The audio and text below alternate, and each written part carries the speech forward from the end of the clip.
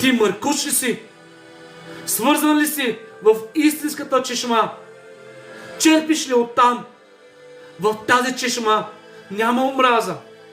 В тази чешма няма отхвърляне. В тази чешма няма лъжа, няма измама, няма кражба, няма тези походи, които ги вършат света. В тази чешма има живот. В тази чешма има радост. В тази чешма има благословение за тебе и за дома ти. Откъде черпиш?